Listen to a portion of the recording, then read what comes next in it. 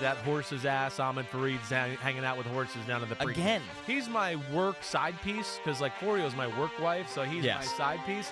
But I really feel like I'm his side piece too. He's starting to feel that way a little bit. Oh, yeah, baby. What's up, Chris Simms? It's Chris Simms Unbuttoned. We're here on a Monday after the Preakness, and yeah, I'm back with this guy over here, my other work wife, my side piece work wife. But I don't like it that you're cheating on me, a lot lately. So and then now I'm having to go to my other side piece from my side piece to Connor Rogers here, and you're really getting me entangled in some real issues here, just so you know. It's right? the feelings. Where do you go? Which way do you lean? Exactly right. Who do I favor here? Who do I really love? I don't know. I'm lost in a love triangle. Yeah. I'm not sure. Connor knows everything about football. I try to make a joke every once in a while. It's the balance of everything here. No, I did see a little bit of you and Connor together. I heard you say that about the side piece. I'm very appreciative of that. They tell me where to go. You know that. They tell me where to go, and I will show up. Of course, I know that. And it was cool. I enjoyed watching it on the Preakness again, as usual. It was an unbelievable race this year.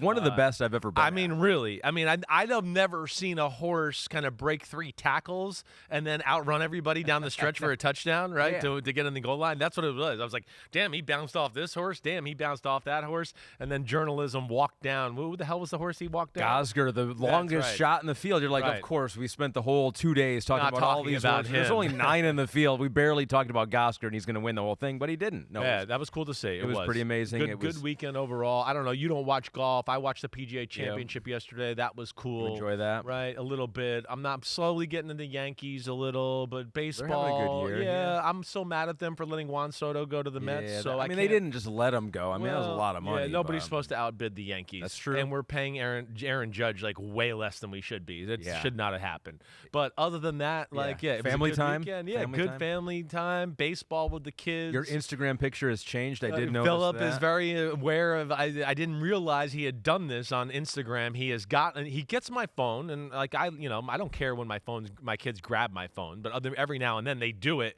and then I see that they looked at text or whatever, and I don't get the warning that I had a text. It's just the logo. It's the logo. Well, your profile he's seen picture. it a few times, and it happened about a month ago where he was on my phone. He was looking at my profile picture, and he's like, "Oh, Dad, you gotta that picture of just you smiling, no, it's got to go, Dad. It's like so cheesy." That's what he was saying. He's like, that's like just not cool. And I was like, all right, so what do I put? He's like, your logo. You got to put your logo there. It's a good logo. So then it is a great logo. And now he just goes on like Google and searches the logo and then pastes it on there.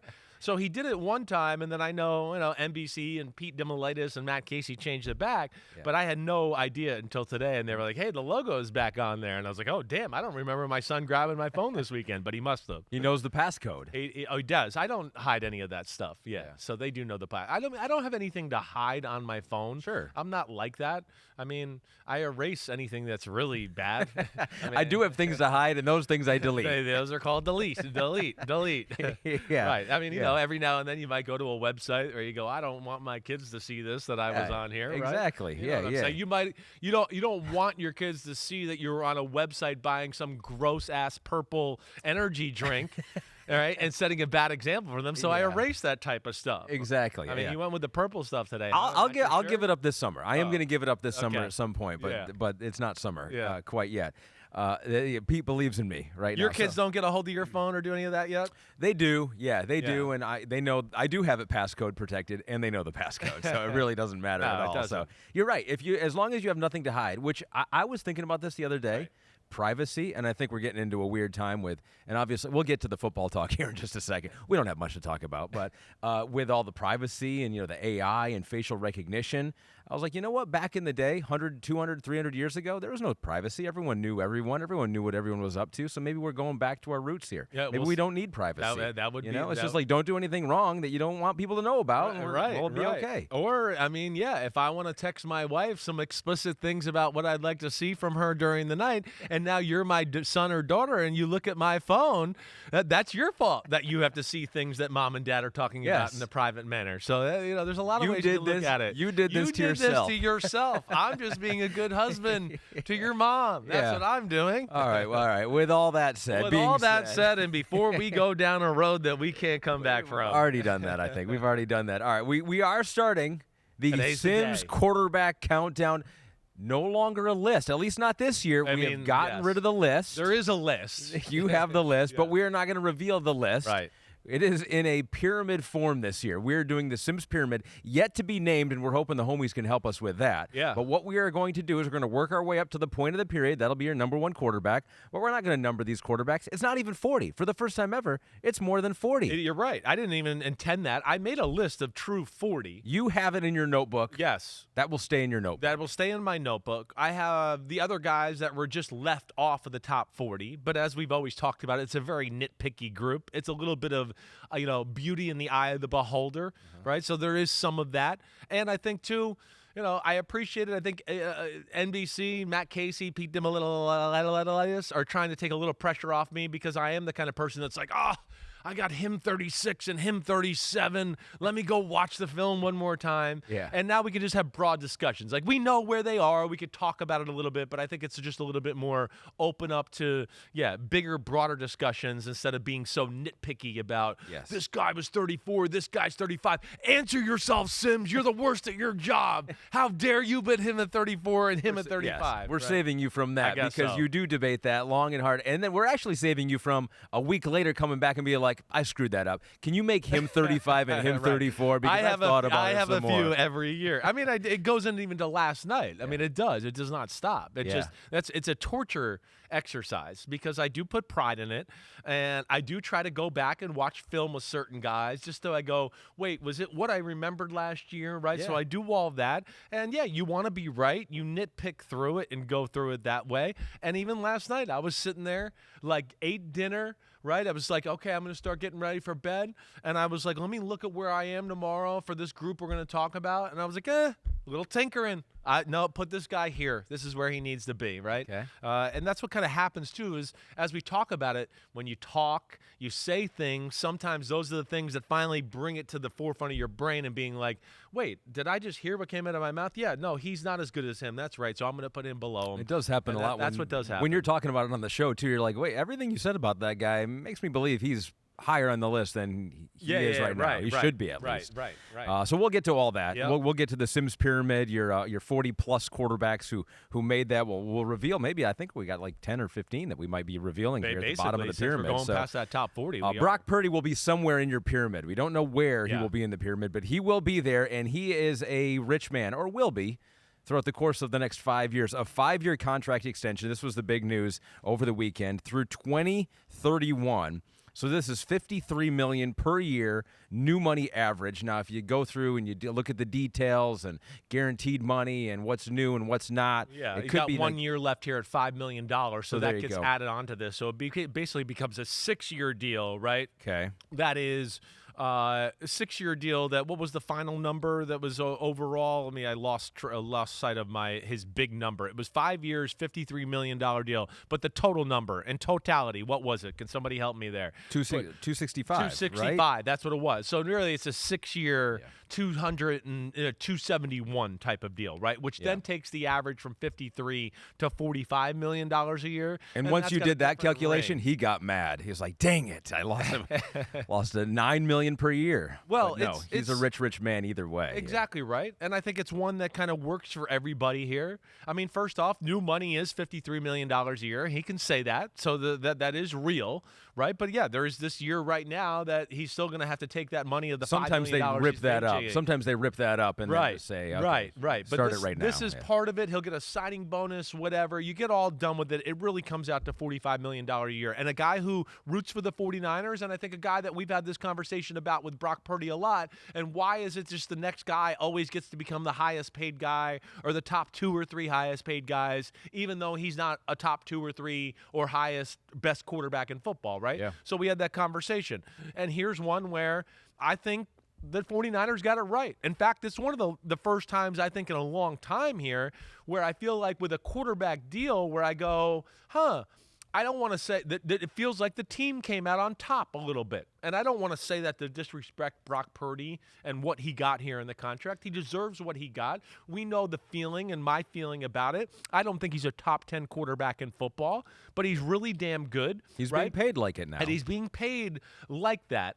where, yes, he's top 10, but I think with the way the contract shakes out and some of the people that are due to make contracts here over the next few years and other guys that are going to get extended into new contracts, it'll go down the list, I think, pretty quickly as far as, I think right now he's what, at number 6 or 7? 6 or 7, right? Somewhere depending how you look at it. Yeah. Right. So you take in C.J. Stroud tied for 7th and Jalen Hurts getting a new deal, and some other guys around football who will get new deals as we go forward here too.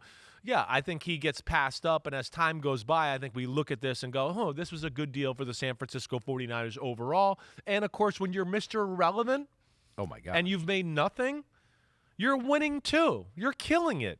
$53 million a year, $45 million a year, whatever, it doesn't matter. You're being told by your team that they respect you and they think you're one of the best and most important pieces of your football team. And I think there's that too. So there's a lot Brock Purdy could be proud of. He's had an amazing start to his career. The big question that I have and that we will all have is how much is him, how much is Shanahan, right?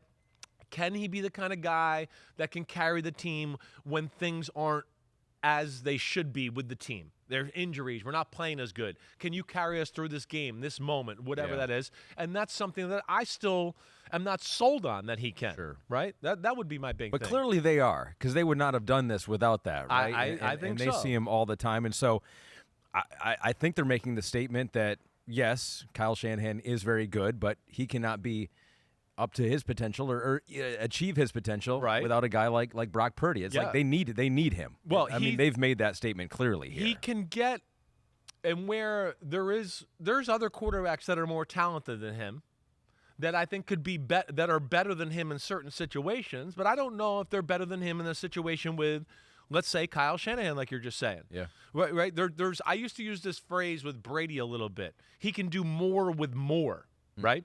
I never felt like Brady was going to take one of the worst teams in football and carry them. But if you got him with a good coach and good players, he's gonna maximize that system from that coaching and what the players can do.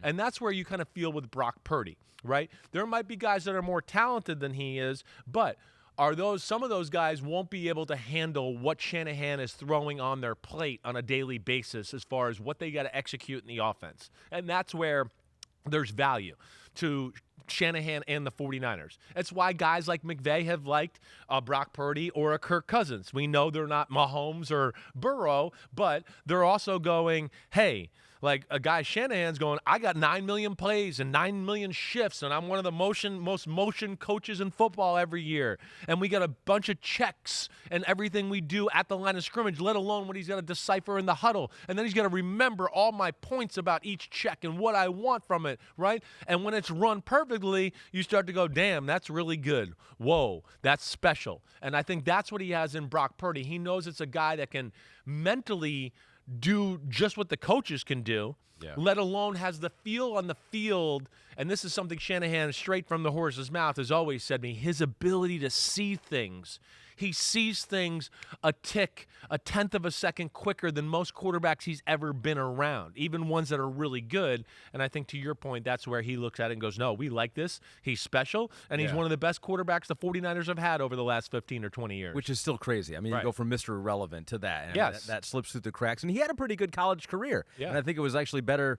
You know, if he would have gone out a year earlier, I think he would have been a higher draft pick than he was at the end there. Let me push back on the number, on the value of it here too, because you say 53, 45. I've heard you say in the past year. I mean, what's stopping a team from saying, you know, hey, you're very good, but we're going to pay you 35 or 40. Right. Life-changing money, right? You're not one of the best of the best of the best. Right. And now he's not getting top of the market money. You saw that, tied for 7th with Jared Goff right now. But Brock Purdy, if you told him, hey, and those contracts are a little more real, right? They're like, that's where this one? Well, that one, because like I said, this last year of this deal and what it's still added on to there, it's really 45, where a lot of those are truly what the number is. Yes. All right? But it's when you base off the new money, he's up there with them. But what if a team really played hardball? Yeah. Brock Purdy, you were the last pick of the draft. Right. And you've been great and you've been awesome. took a little bit of a step back last year. We'll give you $35 million. We'll give you $40 million a year. I know. Are you going to get that from another team out there? I mean, maybe he would have gotten it from another team out there. It's a good question. I don't know. I understand what you're saying. And you are living in a salary cap world where every decision does affect other decisions you can make. It does. And I think there's the fine line of like, hey, wait, we like this guy. We really do. And we want to make sure we don't disrespect him, right? So I think that's one aspect of it. It's important we take care of him to show the other players that we're taking care of him. That we're taking care of him. A leader, a guy that we believe in. If we want the rest of the team to believe in this guy that he could go to the Super Bowl, we kind of got to show it too, right? So I think there's a little bit of all that goes into this. And then what we need to see is the rest of the details. How much is actually guaranteed, right? And we're hearing what, 100 fully guaranteed at signing, 181 overall yes, money. Right. So we don't know exactly how that breaks down. And so within that, is it a 2-year deal that they can kind of get out of after 2 years and $100 million? I wouldn't be shocked. Right. Or is there something more where it goes into the year 3? Or maybe they can get out after year 2. It'll be expensive to get out of it, but they could get out of it nonetheless, even though it'll set their team back a little bit. Mm-hmm. But I think what they're looking at right now is I think they believe in the guy. They're happy you get this done, right? And here they are, and they know in a big year, a transition year in their franchise, there's no distractions as we go in to training camp. And I think that's the beauty of it. They got decimated in free agency, right? Lost a ton of players. Yep. Retooled, refurbished the team in a draft that I think we both thought was really damn good and got some badasses on the defensive side of the ball. Now they can kind of play hey, our team's here. We're no contracts talks. We're ready to go. Nobody thinks we're worth a damn this year, right? But when you look at it, we still got Trent Williams and George Kittle and Brandon Ayuk and Ricky Pearsall and Christian McCaffrey and Nick Bosa and Fred Warner, right? And some good guys in the secondary to where you go, hey, for a transition year, this team still can be a real pain in the ass and be a player in the NFC. And I think that's the beauty of this. You get your quarterback, your team is in a weird spot altogether. Now you can come together as one common goal instead of dealing with these contract distractions that they've had to deal with the last few years that I do think knocked their team off kilter. You saw his numbers right there. He's done a lot of winning, less so last year. Well, that's interceptions last year, too. Right. What were you going to say? Well, there's a few things I want to say. Okay. Okay. So go ahead. You say yours first, because I know what you were going to say. What was I going to say? Well, something that I said last year, right, about Brock Purdy and what it was. Well, I was going to say in the past that you have given definitely more credit to Kyle Shanahan as a function of this offense. It's not as much Brock Purdy, right? And you think Brock Purdy is limited. And you even mentioned it here today. There are things that he can't do that some of the greats can do. I was going to ask you. I was curious. Right. Where you think his game has gone. Yeah. Like the progress of his game. And where he's made the improvements. And if he's made significant improvements from the first time you saw him. I mean, he's, of course, really good. And again, you know my thoughts here. Superstar good? No, but really damn good. And when he's got a coach like Shanahan and the parts around him, he can look like he's one of the better quarterbacks in football, right? That's what I like. There are areas of his game from last year that I went, I like that. Let's going in the right direction. Mm-hmm. And that is the backyard, take over the game type of stuff. Now, again, when he's had a play in the Super Bowl, right? We talked about it against the Chiefs. There was a few plays in that game where I go, listen, he's really good. Don't get me wrong here. But the top 7, 8, 9 quarterbacks in football would have made this play and this play and this play, and they would have won the Super Bowl. I'm sorry. Let alone, let's think late in that season, the Ravens came to town. They got blown out. He threw interceptions. He got lucky to win the divisional game against the Packers and should have thrown 5 or 6 interceptions in that game, right? Your Lions game, I mean, if the ball doesn't doink off your defender's head and down into Brandon Ayuk's hands, who knows what the hell happens in that game with that not going for a field goal, which they should have, that you agree with me on. I've blocked out that game. I have no recollection. So there's been moments of big game football where you'd go, it hasn't looked like, everybody in San Francisco is telling Chris Simms all the time he's a top 10 quarterback. And I'd go, wait, I got a whole bunch of big games. And then here's the other aspect of this too. Say it out loud. We were just talking about talking. Yeah. What if I told you, right, like 30 for 30, what if I told you that there was a quarterback that lost 8 out of his last 9 games last year? He ended the year 6-11. And he was not one of the 10 top-rated quarterbacks in football with quarterback rating. And what if I told you he got a $53 million a year contract? That's odd in itself. So that tells you how much they like him, I think, and what I was getting to there. I know I'm somewhat taking a shot there, but it's really kind of rare. You tell me a contract that somebody signed for a $50 million plus where they went, you lost 8 out of the last 9 and we went 6-11, but here, we're going to make you top 10 at your position. Sure. All right? That says something in itself, and it also says maybe why the number's not as big as everybody wanted it to be. That is true. But what I've always tried to tell you is that team wins is not a quarterback stat. You've got to be able to extrapolate what the quarterback does with the rest of the team. Yeah, Pete says you got to stop looking at the stats. You guys are funny. I agree with you, Pete. We've been trying. How dare you turn this on me? We're never going to change him. But yes, the point that you were making is that in Football Night in America, there's a clip, week 10, where he's making a play, running around, and you're saying to the nation, you put it on record. You go, is this Brock Purdy? Is this Patrick Mahomes? Some backyard football he was playing. Did early last year. He had plenty of that, and that was one of the things. And I know Pete's seen it on some of my texts or whatever else, but there's a lot of good football to watch from Brock Purdy. Definitely is. Right, but the one thing I would take away from last year as a whole would go, yes, he made more backyard wow-type plays, but he missed more of the, wait, Shanahan served it up for you on a platter. How the hell did you miss this play, right? That's what it was a weird year. So there was some more plays where I went, holy crap, nice play right there. That was big time. I hope he can continue to do that. But within doing that, I feel like he got a little loose with the things he used to be really good at and go, hey, he was a slam dunk decision maker and thrower on that throw all year last year. And now this year it was kind of like all over the place. And that Buccaneers game, oddly enough, I was in a mode there where if I said it about you, you got jinxed and things went the other way around, good or bad. I mean, it was right after that game where it started to go all the wrong direction from there on out from him and that offense altogether. So, yeah, I gave him the old kiss of death right there. Week. I did. Tua, you were complimenting him early in the year, too, I feel like at times, and that started to go south. So final verdict here. Is this a deal that in the future will set up the 49ers to have some team success? He'll be able to lead them to playoffs, maybe a Super Bowl, or is it a deal that's going to handcuff them because he's a limited quarterback still and it's going to prevent them from doing things with their roster? I got no problem with this deal. None. And especially with the salary cap where it's going up, like we talked about. I mean, we talked C.J. Stroud, some of these other guys, Jalen Hurts, Baker Mayfield's going to want a new contract, all that. He's going to be significantly down the list here within a year or 2 years. And I also, think it's a good deal for the team overall. I think it really fits well, and here's a team that's trying to get their checkbook in order, right, and kind of just deal with some things for this year so next year they can go back in and going, hey, let's spend some money and get some blue-chip players here and make it happen. I don't ever think he's going to be carry the team, let me get it done type of guy. And this is where I like that he takes this type of deal because now it allows him to go, hey, I was kind of nice. I could have probably held your feet over the fire for a little bit more money. Go get that guy. Go get this guy. Let's do it. Let's make it happen. Yeah. And hopefully that happens for the 49ers. As you know, I root for them. Yeah, I mean, you can make the argument that Jalen Hurts is not that put the team on my back, carry the team to the Super Bowl type of guy, and they won the Super Bowl. And so we've certainly made that argument in the past. And so you don't necessarily need that to be winning the ultimate prize here. Caleb Williams is hoping to win the ultimate prize one day. He'll get paid. I wonder how much. First year wasn't great for him, but maybe it was because of the situation he was in and this report over the weekend that Caleb Williams and his father wanted to avoid getting picked by the Bears.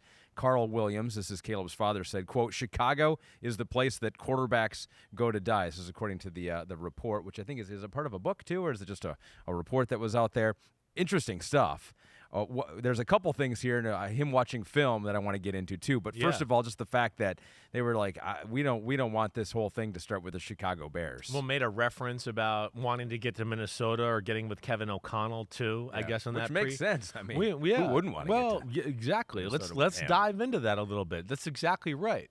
Right. I mean, one really good quarterbacks in general, if you've just been around a little bit, you can tell just right away with like, whoa, this guy's impressive. This guy knows what he's talking about. And you're going to get that when you're around Kevin O'Connell, Ben Johnson a little bit, Shanahan, McVay, Sean Payton, Andy Reid, right? The offensive geniuses of the world, LaFleur, Mike McDaniel. Right? Like a quarterback's going to go, wait, I've talked to a lot of offensive coaches. Woo, that one right there, he's saying some stuff that's different. And the way he's selling it and packaging it to me, wow, that he knows what the hell he's talking about. And again, you know these kind of things pretty early on in your life. Like I was getting recruited in high school and had offensive coordinators and they'd be like, this one seems a little clueless. This guy I talked to at this school, he's got a lot of the answers, and I ask him a question, and he gives me something creative, and I never thought of that before, right? So those are the things you realize. Chicago, and this is where I don't want the Bears fans to get on Caleb Williams, because it's not an indictment on the fans or being in Chicago. It's more going, wait, the last quarterback that was here with this group didn't look very good. They just fired an offensive coordinator who actually didn't do that bad for an offensive coordinator that wasn't that great anyways, right? So he's probably like in the process going, hey, I've met a few of these offensive geniuses, and Matt Eberflus and Shane Waldron are not giving me the same effect that those guys are. And Florio and I had heard these rumors prior to the draft that year, that Caleb, the people in his camp were fishing around for maybe ways to get out of that top pick or go somewhere else, right? And this kind of lays it out there for you. But nonetheless, yes, he had cold feet a little bit about going there in that situation, and I understand that. But I don't think it's about Chicago. Yeah. That's where I feel like some people in Chicago and things and seeing on social media are making like personal to the Bears, and I would go, nah, it's more personal to the situation and the setup there, not to the C on the helmet or the Bears fans. Sure. And I hope that gets, I mean, it is factual. Quarterbacks do go to die there. I mean, it's been a long, long time since they've had a quarterback that's been able to carry the team. And some of the stats, right? They haven't had a quarterback throw over 4,000 yards since ever in the history of the franchise. But and when that's a franchise that's been around for a long time. They've been along for a long time. You're right. But offensive football has not been something special for a premier organization in football, as we know. They've not been top notch consistently in any decade, really, other than the 80s when I was growing up.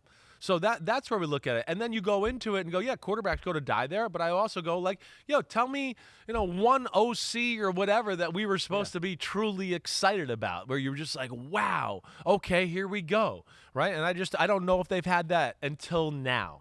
And that's what's really cool. And I don't think he has nearly the same feeling because he's with a guy now where he's going, whoa, the way this guy comes in the room every day, sells a play, says this, packages plays together, that's pretty special. And I guarantee he's learning things he's never learned before. And I bet he feels a lot different about Chicago than he did a year ago. And the impressions you got of Caleb is that he's a student of the game. Yes. He's a smart kid, and he does want to work, and he does want to be the best he can be. And so if you're going to a situation where you feel like that's going to be harder to do and you're not around people that are like-minded like you. Well, if you're not getting direction. Yes. That's the other thing. So how about that? How about this? He goes get direction from good quarterback head coaches, right? Gruden he didn't have to be in every meeting with me, but he'd be like, hey, man, you got to study this, this, and this. Like, you got to get a better feel for that. I'd go walk in the room and start studying it. Yeah. Right? It doesn't sound like he ever had any direction on how he should handle the week-to-week process, really. Speaking of that, this is all part of Seth Wickersham's upcoming book, American Kings, a biography of the quarterback. Good stuff. Quote, at times, Williams said he would watch film alone with no instruction or guidance from the coaches. No one tells me what to watch, Caleb Williams told his dad. I just turn it on. What'd you make of him saying that? Well, they're not going to sit there and babysit you, right? But no, there should be something there for a young quarterback, and especially the quarterback coach. I'm not going to say the head coach has to be involved in that, but like there has to be a little bit of like, hey, let's sit down and let's get a little feel for what they do, right? And let me give you a little baseline of what they do. And now when you go on your own, look for some of these things. And look, when they bring this blitz, this guy does that. See if you can get clued in on that a little bit. That's what you would hope, right? And to be fair, they didn't get a chance to respond to this. And who knows, maybe they would say they did do some of that, or who knows. No, I mean, I'm sure they did to a degree, but they obviously never made him feel like he was getting the direction or coaching points that he wanted, right? And that was the big thing. And yes, so when you're young in your career, you're swimming in it. You're like, wait, new place I'm living, right? I got people around me that I don't really know all that well that I'm trying to get used to while I'm trying to hone my skills and learn this offense and do all of that. And you need a little direction.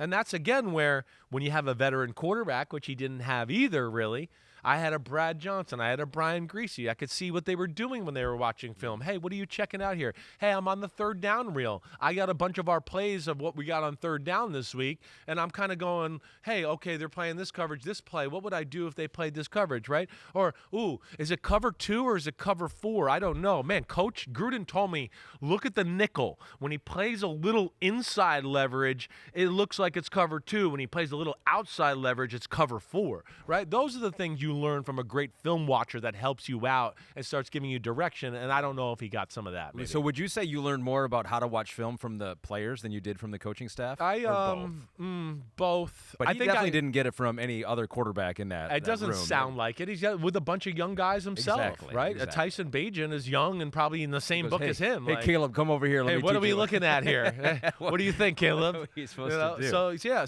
but I would say I still learned the most from the coach. But what I learned was the process from the quarterbacks to see it and go, oh wait, on a Wednesday, Brad Johnson gets here an hour before the first special teams meeting, and he sits there and starts to go over like the first and second down defense on film and starts to put things together with what we got packaged there on the offense. Like, yeah, I learned that. And then I learned the film itself from Gruden, right? Hey, can you tell when they're about to bring the free safety blitz? Do you see it? Do you see it? Tell me what clues do you see? You know, did the D line shift down just a little bit to make room for that blitzer? Whatever it may be, that's where you lean on the coach to teach you some tricks of watching film as you go forward. And it just doesn't sound, at least from what we've heard so far, that he got some of that. Who's the best guy at watching film that you've ever been around? Oh. And being able to get insights from that film. Yeah. I mean, Shanahan jumped out to me at a really early part of like my career. He was still like quality control. Yeah. But he would see things on pictures and film, and I'd be like, oh. And I'd be like, I literally would come off the field and be like, that helped me, that drive. Like, you were right. When he does it like this, they're playing this defense or whatever, right? He was really good. Josh McDaniel was, I think, really phenomenal in helping me watch film and break down games and really get into to where now you see me watch film and I can look at a shot and go, oh, they're playing this defense and blah, blah, blah, this protection, and I can do it all right away because he trained me how to kind of look at defense, you know, study that, where they're at there, right? And you can be quick with it and start to find tells and tails when you watch them back to back to back to back and all of that. So McDaniel's, Josh would be up there with me too as well. Some former players have called BS a little bit on this whole thing, saying that position groups regularly watch film together and nobody holds your hand in the NFL. And so there's been a little bit of pushback on how much or how little supervision he got. But, I mean, it would shock no one if that coaching staff was not, the best at it. Yeah, exactly. I mean, we had our questions about game management, how the offense was all together. We complained a number of weeks going, like, could it be any more basic and not helping the quarterback, right? Yeah. So, and what some of the players are saying, like, they're not wrong. But, like, that's not how it goes down with the first pick of the draft, rookie quarterback. You don't just go in there with the position group and figure it out. I mean, you can, but you end up 5-11 fired. Yeah. That's what happens, right? I don't think, like, they were like, I bet you in Kansas City they weren't just like, hey, Mahomes, go in there and figure it out. We'll make you the starter next year. Sink or swim. I mean, come on. Like, people are crazy. No. He got somebody to hold his hand and like, hey, are you looking at this? This is what they do. Are you ready for that? You got somebody that kind of helps you, brings you along, sets down the groundwork for you a little bit, and then you go, okay, now I got it, coach. I know what to do. You don't need to be here for me every move. I got it. We'll talk later, and we'll come together and have a real conversation about what we saw on film. Yeah. And that's when you know you're grooving as a quarterback. In light of all this, do you think he is one of the few players you look at and be like, man, he could make the biggest jump from year 1 to year 2? He's up there, definitely. He's a guy that, I mean, his talent can be top 10 for sure. Yeah. There's things when I watch him back in the quarterback stuff where I just, I go, whoa, like there's only a few guys in the sport that can do that. Mm-hmm. But he's got to clean up some things, and that's where Ben Johnson's going to clean it up. Ben Johnson's going to take that, what we used to talk about all year. Hey, he's open. Throw it. 2nd and 5. Boom. Move on. Stop trying to, like, dance around and find a funner, more sexy play for the highlight reel, right? Hey, the play's over. Nobody's open. Stop dancing back there thinking you're going to make something out of it. Throw it away. 2nd and 10. So what? Move on. Those are the things he's got to learn. I don't look at Caleb Williams back on film and go, man, he doesn't know what he's looking at. He can't throw the ball. He doesn't have very many launch angles. He has it all to be a superstar. And now he's got team around him and the coach around him. And I think that the fact that Jayden Daniels had such a big year, that is going to eat at him, and I would expect a big jump from Caleb Williams. One of the biggest gifts that Ben Johnson could give him is maybe not increase the good plays, but decrease some of the bad plays. Exactly. We did see some of the talent jump off the screen and the film as well. All right, we're going to take a break. When we come back, though, we're going to see maybe Caleb Williams is at the bottom of the pyramid, the middle of the pyramid, maybe the top of the pyramid this year. We got to figure out a name other than pyramid. I know that. Simms Prism. No, I don't think that works either. Doesn't work. We'll brainstorm. We'll be back with the Simms countdown pyramid style next.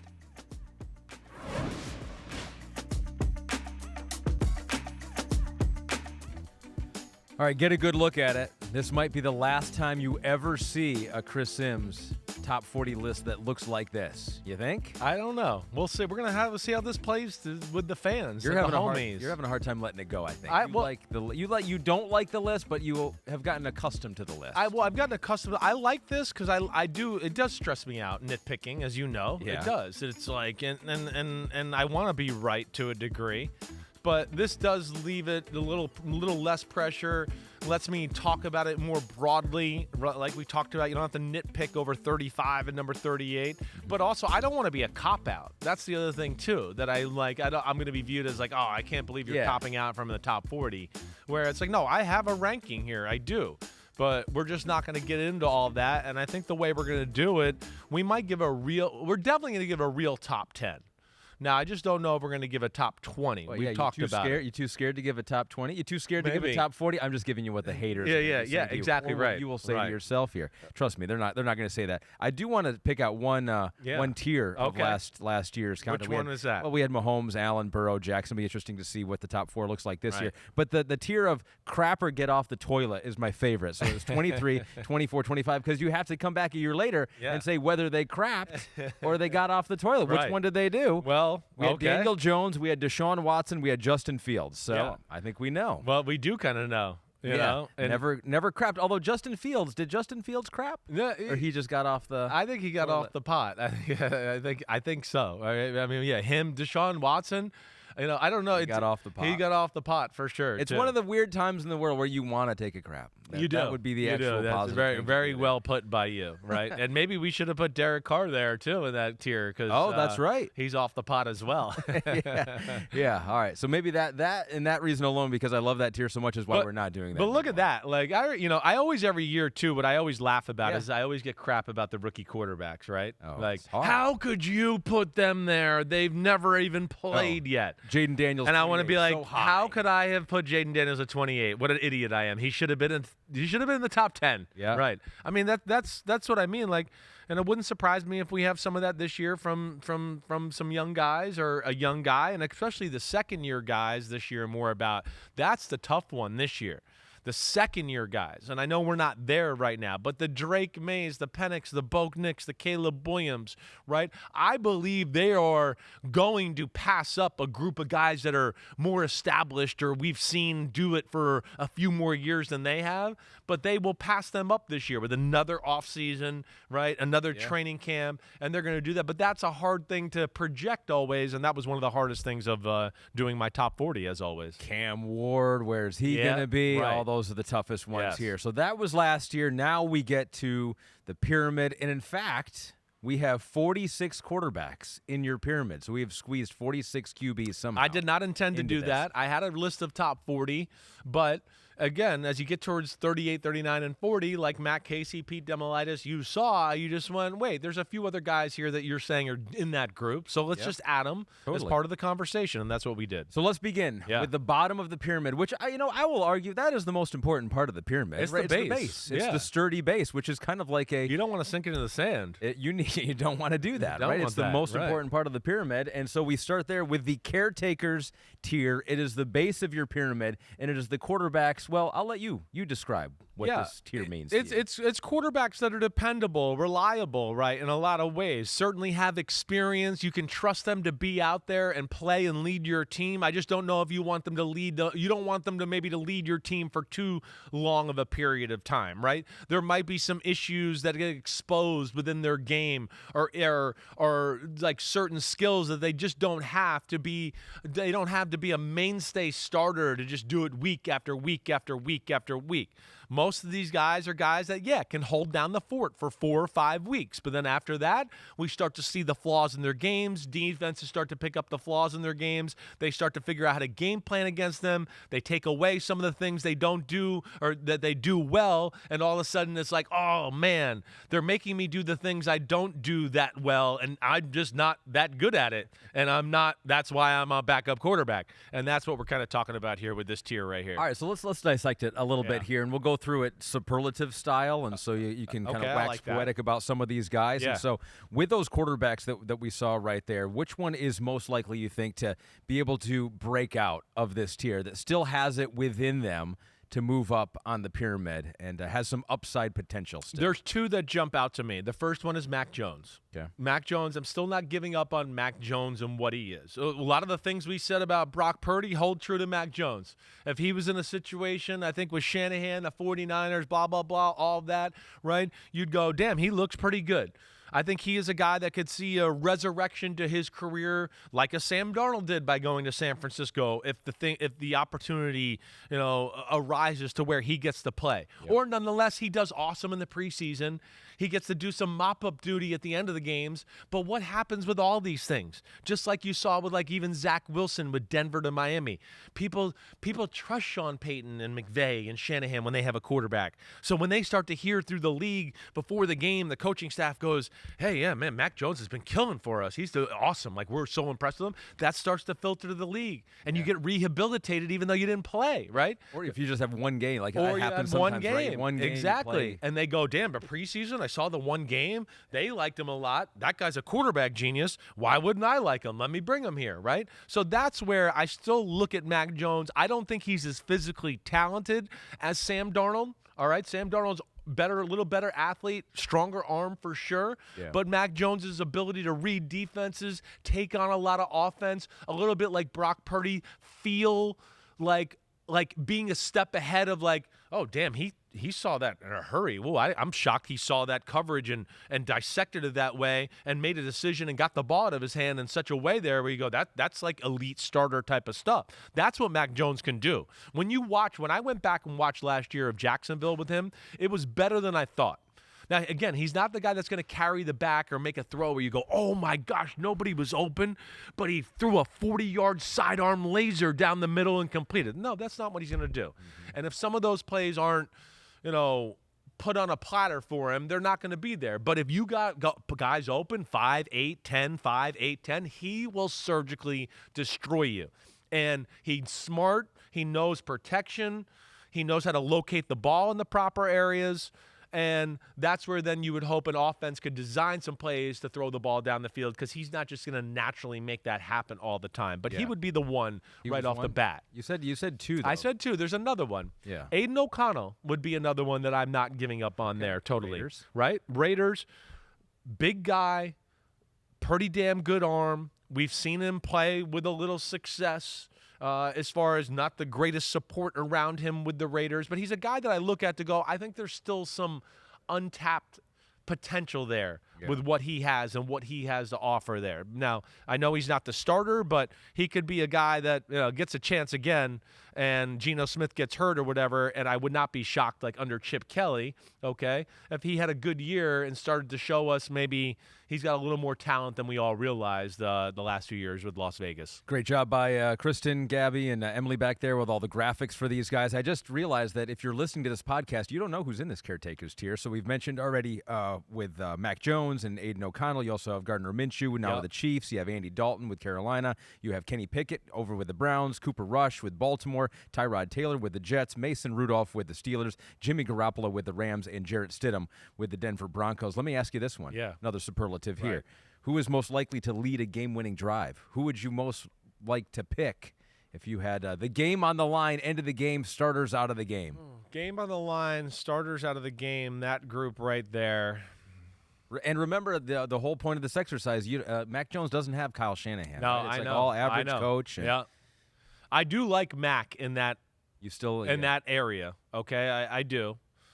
I look at that. I feel like I look at just give you what's going through my head as I'm looking at this. Yeah. Tyrod, Mac, Andy Dalton, and Gardner Minshew, I feel like are the four I look at to go, I would trust them the most with the ball in their hand late in the game. Experience, accuracy. It's usually a part of the game where the defenses aren't crazy complicated, right? It's 2 minute. We can't call this crazy defense. We can't be checking at the line of scrimmage and somebody messes up and somebody's open, right? So you need somebody that you can just go, hey, he's going to drop back, he's going to see the field the right way, and he's going to make the appropriate throw. I think all of them can do that. Gardner, out of the ones I said, can maybe do the most backyard type of stuff in that situation, to where I feel like I might go Gardner Minshew there when you really pin me down with it. I was going to do that. I was about to pin you down. Yeah. I'm glad I didn't have to do that. No, You voluntarily that. did it. All right, one more for you here. Which one of these quarterbacks, if you had a young quarterback on your team, which one would you want as a mentor the most? That's a good one, too. The best quarterback to mentor a young quarterback out of this group. Andy Dalton's, as we see, I think has got no ego and going to be willing to do that, and we're seeing him do that with Bryce Young, right? So that would be one. At times in his career, hasn't he said he didn't want to be a mentor? I think he might have said it at one point, or just that his not job to be a mentor or whatever else. But again, it's not his job. It's not. It's not your job. It's hopefully you just do your job, and with the way you're doing it, you're mentoring the guy. And when he asks a question, you answer that, and you're not a jerk. That's all you got to do, right? So, he'd be one for sure. Him, Tyrod Taylor. I think those are two that I look at because Tyrod's been around a lot. He's been around a lot of great quarterbacks, different systems, total pro. There's a reason teams sign him year after year after year to be the backup. And there's more physical ability there than people realize. So he's probably another guy, 2-minute drill. I probably should have thrown in that conversation, too. For sure. We've seen him do it in the past as well. All right, so those are your caretakers. They will take care of your team if you need them, right? You don't have to panic. Now, the whole year, that's a different issue. Definitely not. There's only one there that I look at sometimes to go, he might not take care of my team. Well, he could be maybe something more if he ever got an extended period of time. Like Jarrett Stidham, to me, is still a guy that I look at times where I go, man, the way he throws the ball and all that is a tick better than the rest of this group. But it's, again, experience, and will he get that chance to play? I don't know. I doubt it sitting behind Bo Nix. I know, that's the thing, too, but it's like Sean Payton. I mean, there's clearly things the coaches like in him. Well, there you go. I mean, he's been with Josh McDaniels and Sean Payton. That's really all you should say and go, wait, there's a reason that two of the most brilliant offensive minds in football continue to like this guy and want him there as the backup, fringe starter, whatever, right? And that's where Stidham, we just don't know because he hasn't got an extended period of time yet. So we lay that part of the foundation of the pyramid. We should have a sound. Something like that. It's dropping from the sky. We did it, or however they did it, whether it was aliens or whatever. We got to get into that at some point, too. You've got your JFK theories and all that. Yeah, there are a lot of crazy theories about how the pyramids were built, I know there is. I've seen a few of them, and we can go down that road one day in a later podcast. Yeah, and that day is Wednesday, guaranteed at the top of the podcast. All right, time now for those are the backups, right? The caretakers. Yeah, right. Now time for the backup supremes. Yeah. This is one of my favorite categories. A little bit more here. It's like, oh, you're a backup, but wait, there might be a little bit more. And so you've got 4 quarterbacks in this tier, and I'll let you go through the 4 quarterbacks that you have. The 4 quarterbacks in this tier, the backup supremes. And what I mean by backup supremes is they got a little more than just like your backup. They have some physical attributes that you'd go, whoa, that's like a starter that you can do that there. It might be running, it might be throwing, it might be arm angles, whatever, right? But there's some things there to go, wow, like I like that about the player. Joe Flacco, he's a backup supreme. Malik Willis, Green Bay Packers, backup supreme. Jameis Winston, I'm going to put in the backup supreme category for sure. And Marcus Mariota. Those 4 right there. Again, are there some limitations there with all of them through an extended period of time? Yes. Okay. Right? Like Marcus Mariota, you can look at it and I can go, man, the way he runs and he throws the ball well.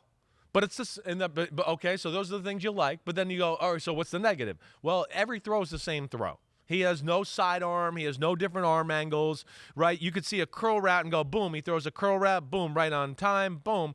Next play you go, wait, there's an underneath defender, but he's open. Just drop it over him, right? Oh, he doesn't do that because he throws the same ball every throw. So his throwing over time gets kind of exposed as not being next level to be a starter, right? That's what it is. But he comes in and he can do things and run the offense, and he can make some plays. Because he can. He can rip off a 50-yard run, and he does have a strong arm to be able to go like, hey, you're going deep. I could throw it 60 for a touchdown to Terry McLaurin, right? So that's what you look at there. Jameis Winston, we know. His arm is super talented.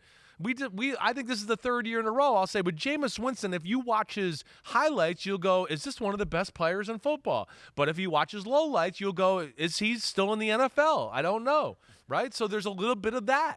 You just don't trust him game after game after game to take care of the football and do the little things to keep your team in a good position at times. But he can have some games where you'd go, hey, you're a backup quarterback. We're playing a pretty good team today. We can unleash the Kraken and run the whole offense, and you can be aggressive and might be able to pull this out and win it with some of your awesome throws down the field and doing all that, right? So that's what I mean by this. Backup supremes with issues. Malik Willis, to me, is a guy that still has untapped potential and is going up in a big way. He is. You saw that last year. There's a reason Jordan Love kept rushing back from injury because he kept going, I'm seeing this guy practice, and he can throw lasers all over the field. And when he runs during a game on Sunday, he can really run. Like, it's scary how good of a runner he is. So Jordan Love was like, yep, I'm ready, coach. I'm ready to go. What? You're still limping. Nope, I'm ready to go, coach. Don't worry. So Malik Willis, though, yes. Again, another guy where I go, he can make some wow throws, he can make some wow runs, but he just doesn't do it all consistent yet. But it's all going in the right direction. You saw that last year. It got better every time he went in the game. And that was a great trade by Green Bay. And then there's Joe Flacco. And do I really have to say it with Joe Flacco? We know. He could go 12 for 12 for 280 yards, and you could go, look at that arm, look at those spirals, oh my gosh. And then the next 12 dropbacks, you could go, he fumbled 3 times, he threw 3 interceptions, and 3 other passes should have been intercepted, and they were dropped, right? So that's what I mean. But he could have a hot day, just like all of them, and you could sit here and go, I don't know, he's 35 for 40 for 420 today and 3 touchdowns. Like, that's amazing.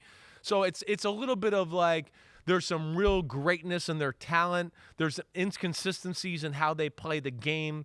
And I'm not sure if anybody – I think they all are who they are except for Malik Willis. He's the one where I think can kind of continue to get better, get polish, get consistency, and maybe break through as a true NFL starter here one day. Well, if you're listening and not seeing on the screen here, that's the first time that Joe Flacco has been in your countdown since 2019, so it really is a throwback here. Jameis and Marcus were not in last year, and Malik Willis in for the first time now into the pyramid. Well, Flacco made it last year, right? Flacco made it last year. No, I mean we just showed the 224. Oh. He was number 37. Oh. You guys don't look at the graphics or the things we put on the screen. Except for that, it's the first time he's been in it since 2019. That's all right. No, it's all right. Man, hey. Pete just killed you right there. It's a game that we call Find the Error. It's called Ahmed on live podcast. Oh, he screwed all of us. He screwed Gabby and Emily back there. Pete set us up right there. Oh, he is on the list as Joe. You hit him in last year's list as Joe Flacco. Yeah. Oh, yeah. That's what it was. I just want to make sure you were paying attention to that whole thing.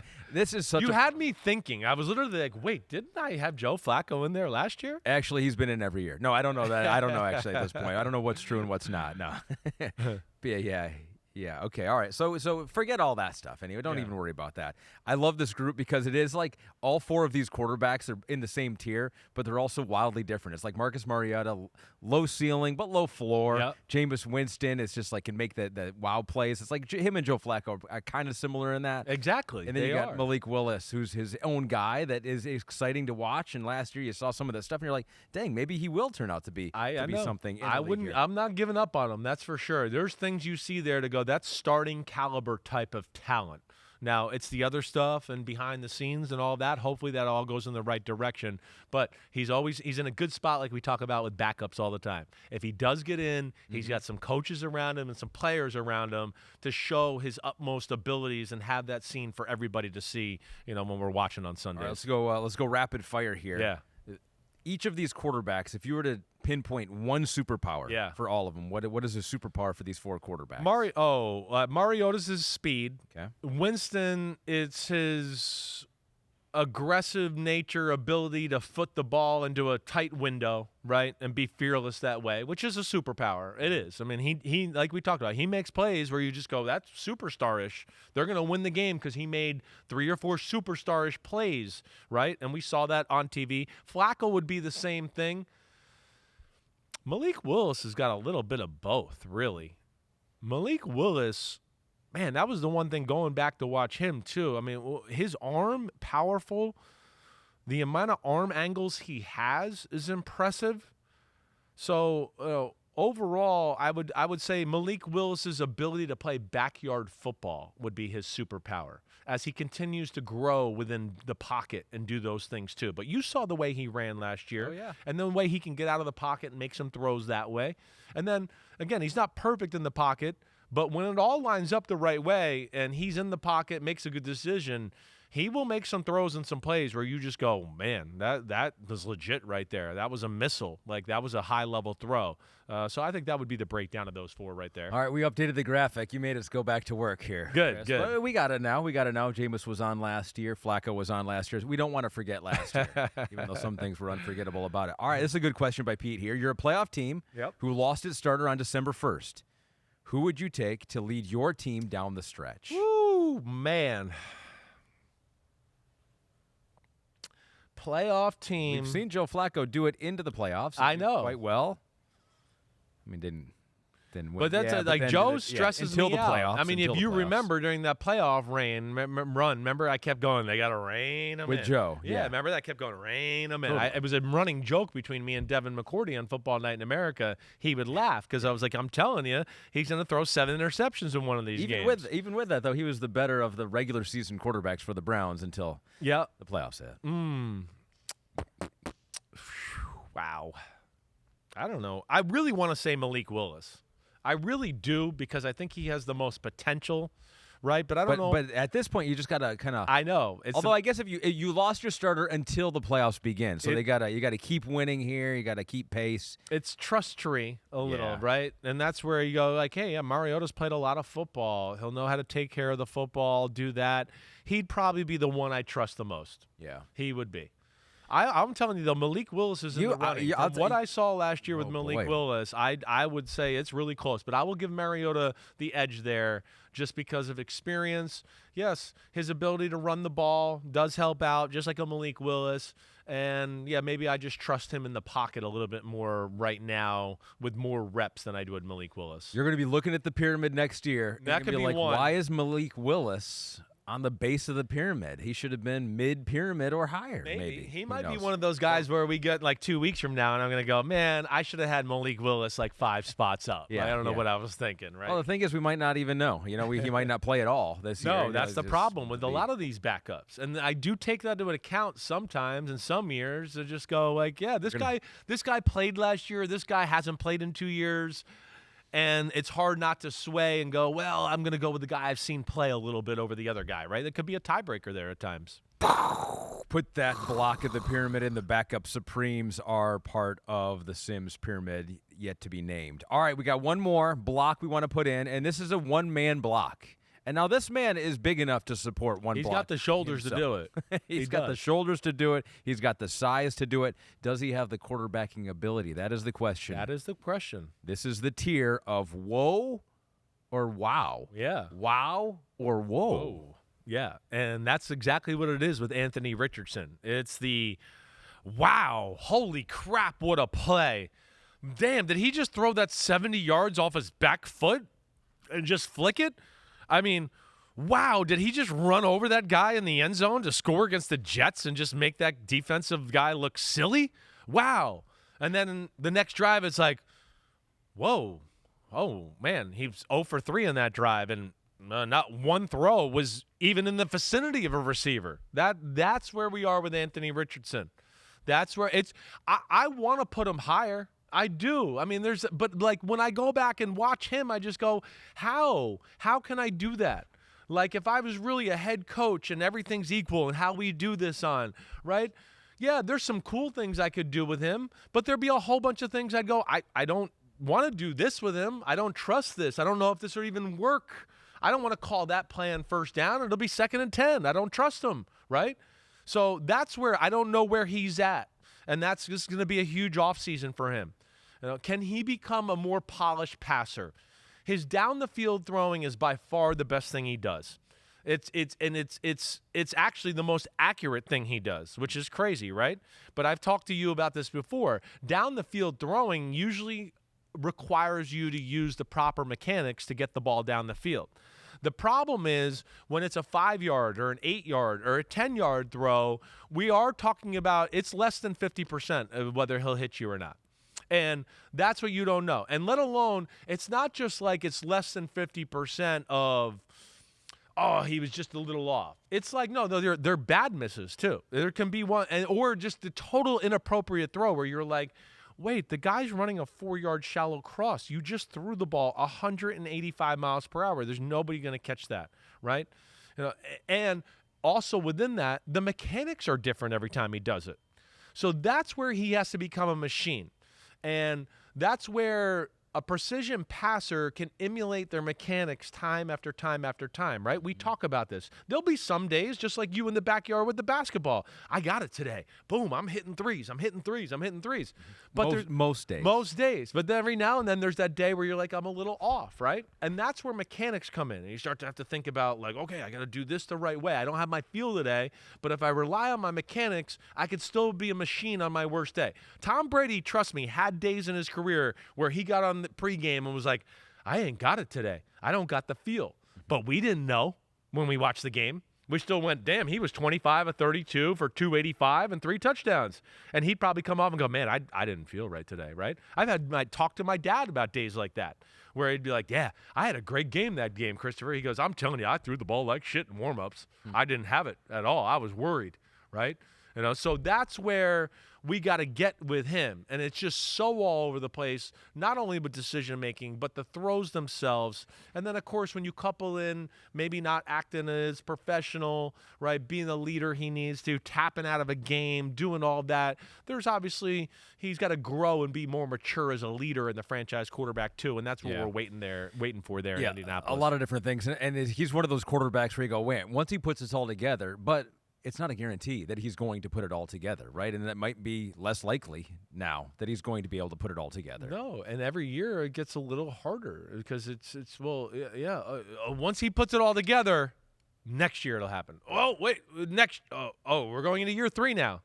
And still experience and reps on the field are not where you would like them for your franchise quarterback.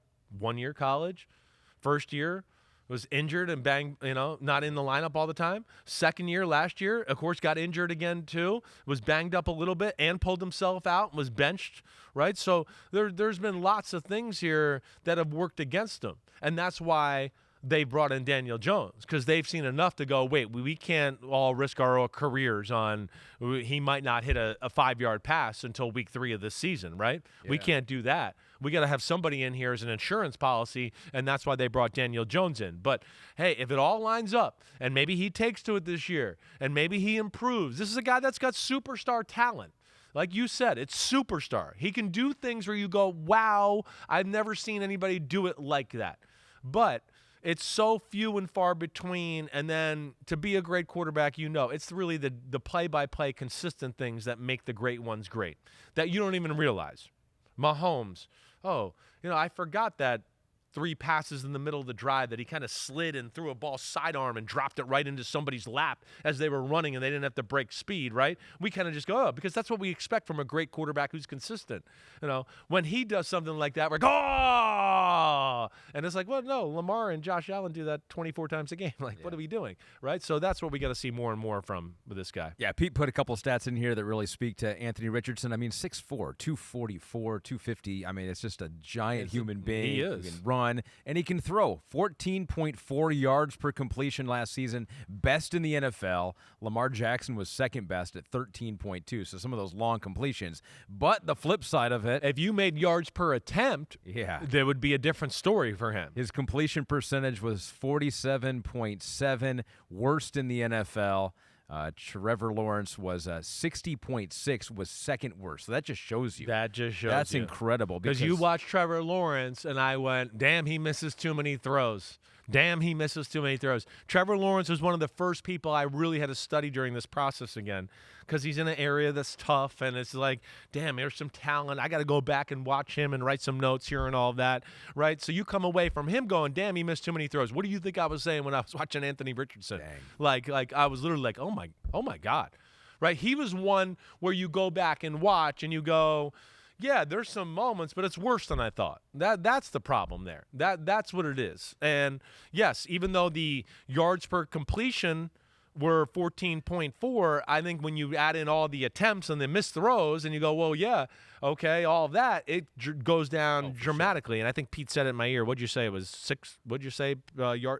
6 yards per attempt, right? Yeah. And I'm a little bit in favor of a yards per completion guy a little bit. Too much of the time, yards per attempt is always the thing everybody talks about. Yeah. And I get it, right?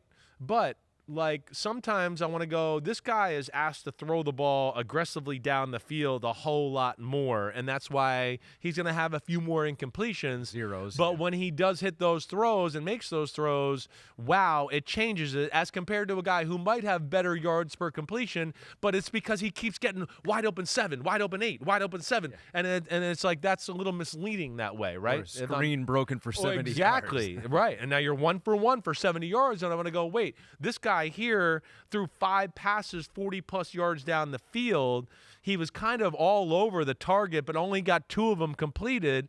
And now, it changes the overall stat line. You're telling me it's context. We got to look at context. A little context. You know that. Part of my 6-year training course in the NFL with Chris Simms here. Yeah, I mean, some of these games, too. I mean, you look at the Houston game last year, 10 of 32. I mean, 31%. That's almost – I don't think I've ever seen that before for an NFL starting quarterback. Yeah, 39% in another game. You look at his 11 games, I think 8 of them, he was 50% or lower in completion percentage. It's really – like, this is where I'm amazed by Shane Steichen. And the fact that, like, we've said this a few times, I feel like, in the offseason, to go, even with all that, they stayed competitive and scored points in these games. That's what's amazing, where it's like, hey, we can't really depend on our quarterback to get us into 2nd and 5. We can't do that. So we'll figure out a cool way to run, screen, whatever, figure it out, and we'll get down the field that way. That in itself says, I think, something about Shane Steichen and how he can orchestrate an offense. I guess the million-dollar question is, how is this a make-or-break year for Anthony Richardson and how he reacts to Daniel Jones there and the pressure and him being benched last year and him taking himself out of a game? I mean, this is it. This is it right here. And you know Daniel Jones and what he can bring and his talent level, and you've seen him here, and maybe got a raw deal in the Giants' tenure because he didn't support him with didn't have a ton of weapons out over there. Right. I mean, how do you think this shakes out? If you were to, your gut is telling my gut would tell me that Daniel Jones is going to beat him out. Really? Yes. Daniel Jones is better than people realize. He's as big as him. If not, he's bigger. That's what people will be shocked to know and go, no, Daniel Jones is bigger than the freak of nature, Anthony Richardson. I believe he's a little taller. He weighs just as much as he does. Yeah. Right?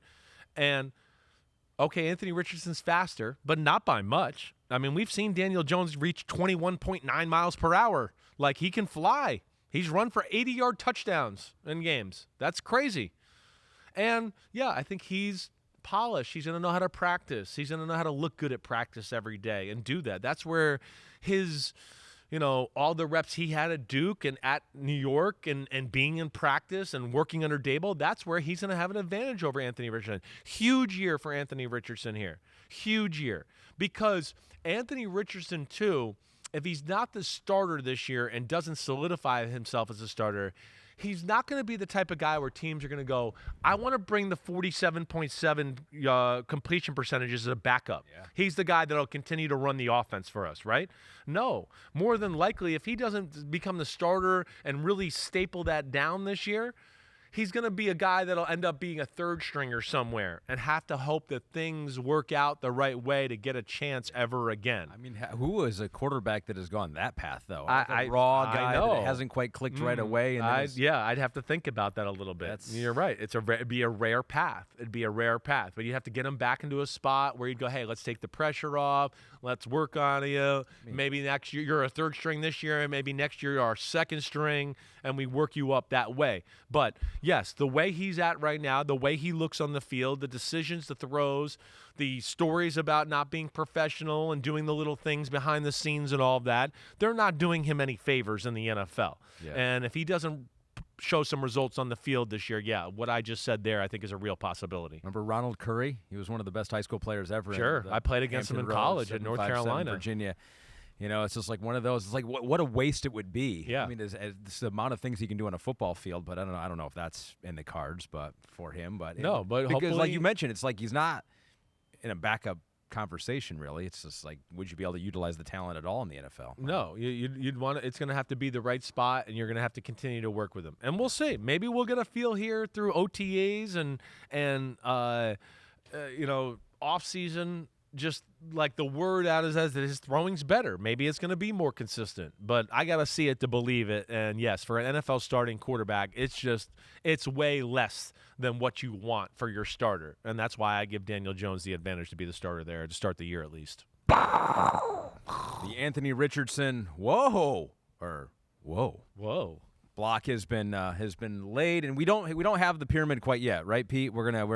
We're developing it. We're drawing it. We're laying the foundation here. Wednesday pyramids. Haven't you heard? They're hard to build. So, yeah. I mean, they're still trying to figure out how they built some of these damn things. We're doing it too. We can't do it. I know. I mean, in Egypt, we don't know how they did them here, and we apparently don't know how to do digital ones here at NBC either. So we're working at it. We will. The peacock. We don't have enough peacocks to fly each block up, right? Okay. You've challenged Pete. You've challenged Pete and the team now, and we do have something. Here you go. Look at that. So we have right it. This is a prototype. Here we go. We're getting it. And it is a little bit of a prism that does look 3D. I like the colors. Well done. The Chris Simms Unbuttoned logo. Proper looks colors. good. We do need a name. Anybody? Homies out there, what should this pyramid be called? Yes. Okay? Yeah. I don't know. I'm not that creative. I'm just play football and talk football, okay? Yeah. So, submit them over on X or Chris's Instagram that Phillip is running now for him over there with all the profile pictures. We're going to take a break. When we come back, though, we're going to play an interview that you did last week with the head coach of the Green Bay Packers, Matt LaFleur. You want to give us a little preview? Hey, Matt was awesome. He gives us a little dissection of the team, the wide receiver position, and, of course, Jordan Love and some of the things he's had to deal with and where he can take his game to the next level. So that's what you'll see with Matt LaFleur. I hope everybody enjoys it after the break. That is next.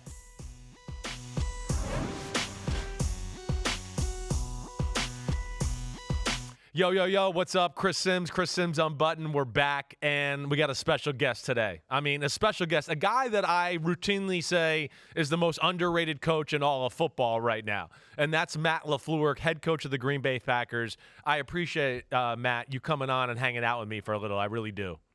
Well, that's kind of you to say, Chris. Well, it's the truth, and I do say it all the time. Just the situation in which you took over in Green Bay was not the easiest, with an entrenched superstar quarterback in Aaron Rodgers. Of course, the drafting of Jordan Love and all that, the transition from that, being in the playoffs still. So I will say it for you. I wax poetically a lot about what you've done and what you've accomplished there in Green Bay, and I do want you to know that I'm in your corner that way, for sure.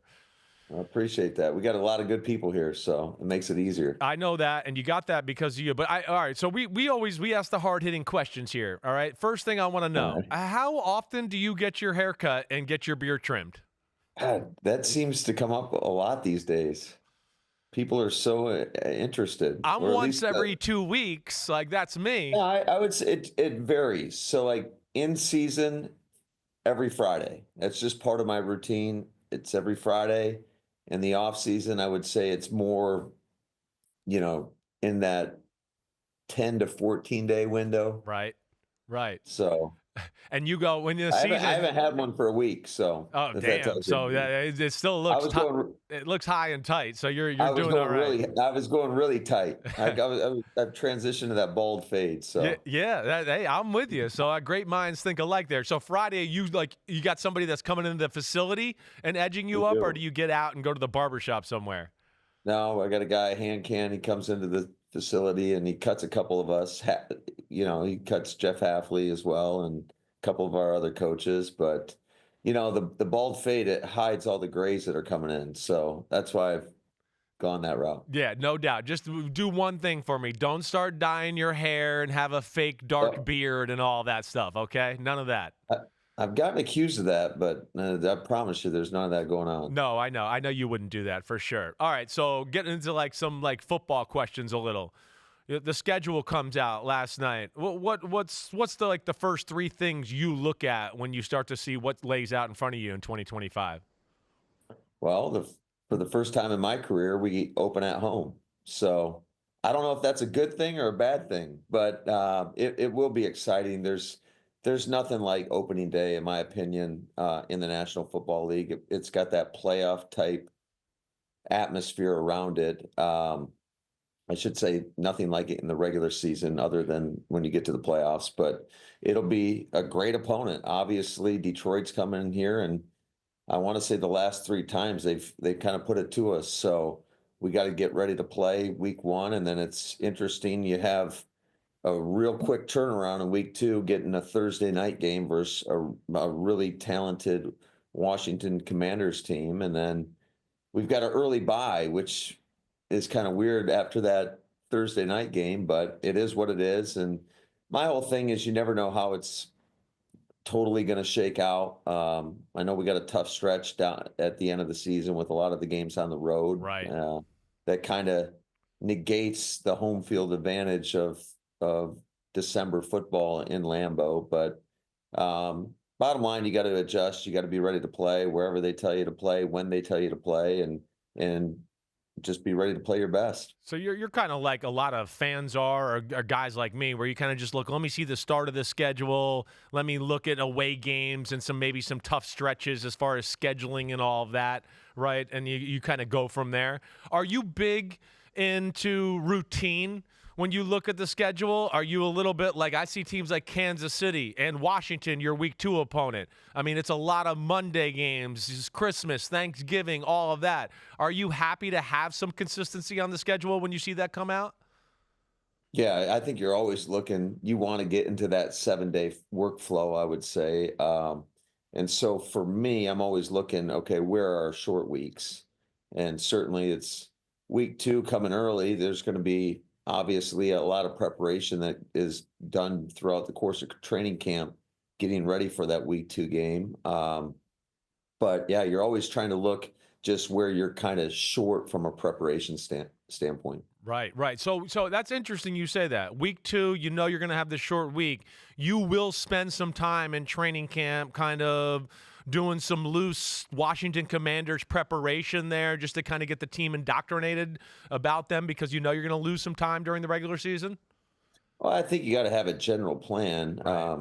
I mean, there's a lot that's going to happen between now and the end of training camp, the end of preseason.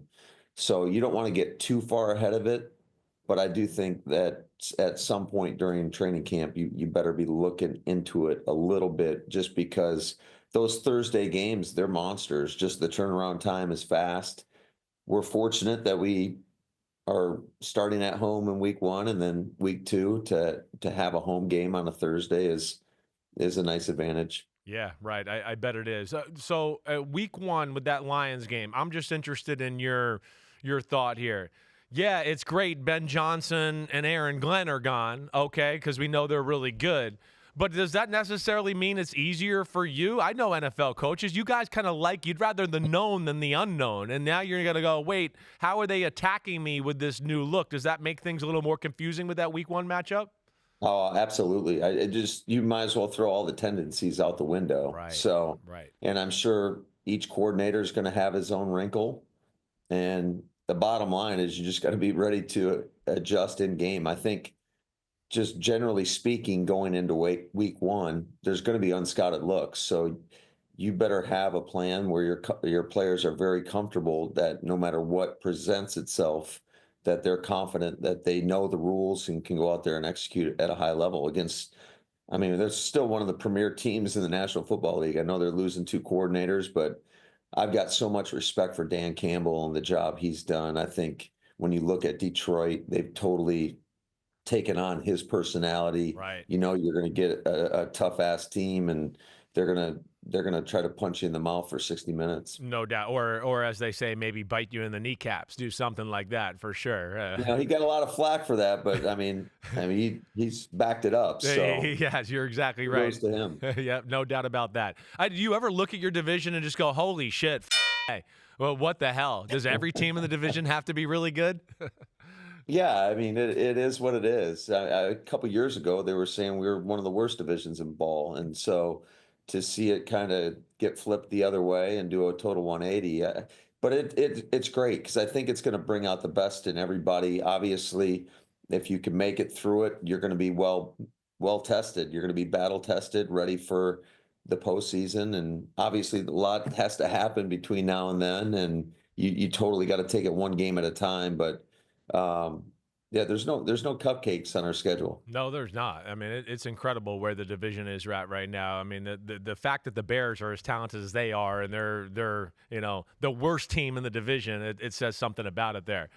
All right, we're all equal going into week one. Yeah, so yeah, right. You are for now. And Poles has done a great job of getting a bunch of talent in there, and certainly Ben is.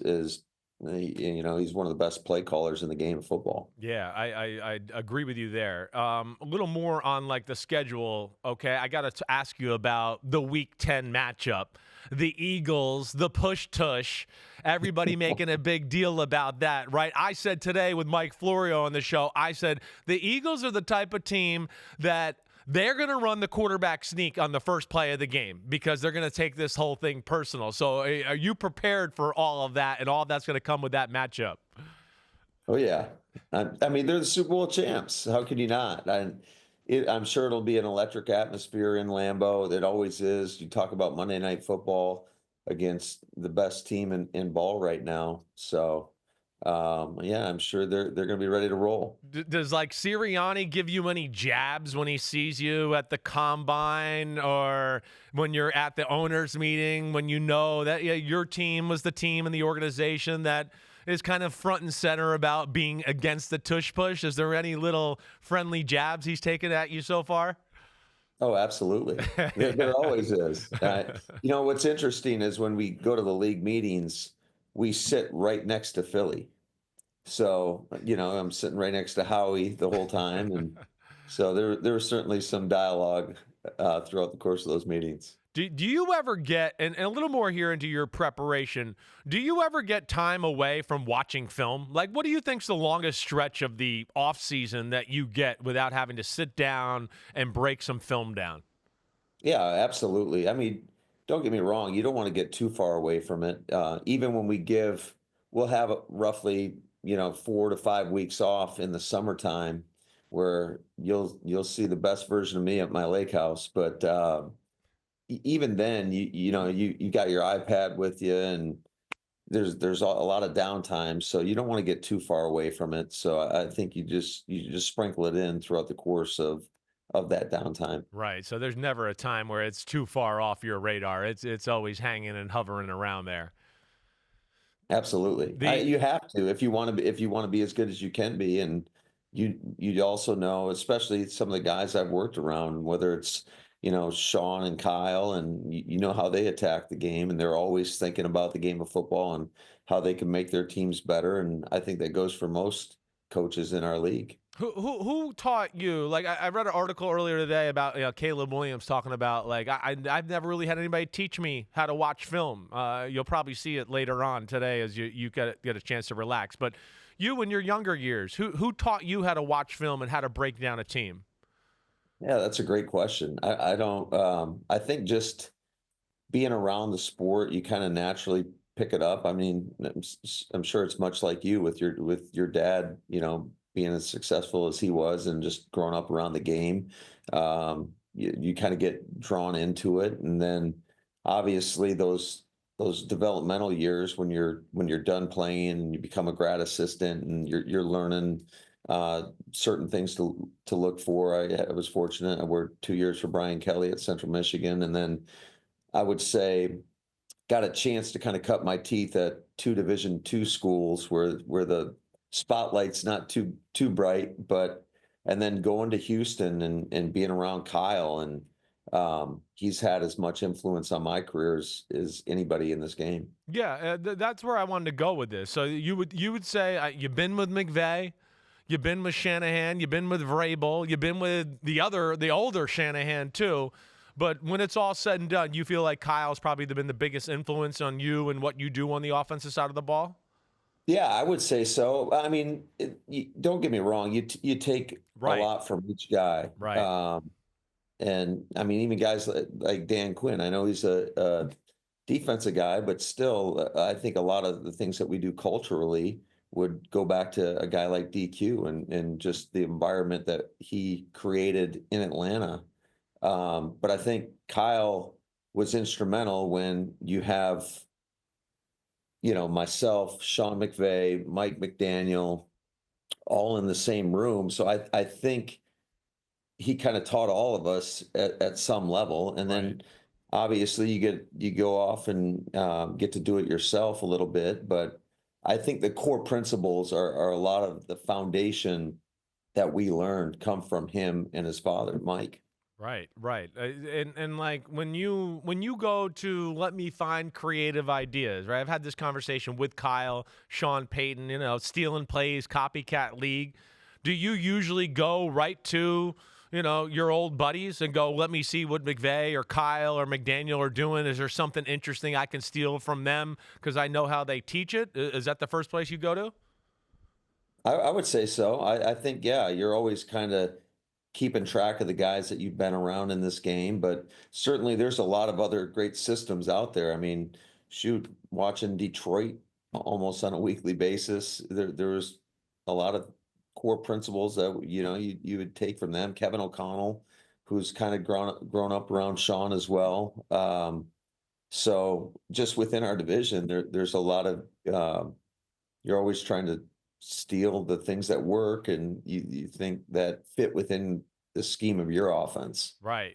Now, like, give me a little bit, if you don't mind, like one thing you take from Kyle, one thing you take from McVay, one thing you took from Vrabel, right? That, you kind of mentioned Dan Quinn and culture, but I'm sure there's something like you said earlier that you stole from all of them. What is that, if you don't mind explaining? Yeah, I would say one thing that Kyle always wanted to do was the influence of motion, and how number one, it hides a lot of the things that you might want to run a repeated play or scheme or concept, and you're going to dress it up, and just the different advantages that you can gain throughout running motions, whether it's leverages on run plays or it's allowing wide receivers free releases off the line. How it can manipulate a defense. I would say that was a big thing. I think Sean was great being around him. He always wanted to present like a similar look and have plays off of plays. Right. So that was obviously a big influence. Vrabel's just a defensive guy, but he'll tell you he's an offensive guy. But no, one thing I loved about Mike, he was always going to hold the best players to the highest standard. And I think that's important. If you want to be your best, those guys got to go out there and they got to compete at a high level every time they touch the grass. Yeah, no doubt. And those answers are appreciated. Like McDaniel, you got to be watching him too and some of the things he's doing there in Miami. I would imagine absolutely. That, right?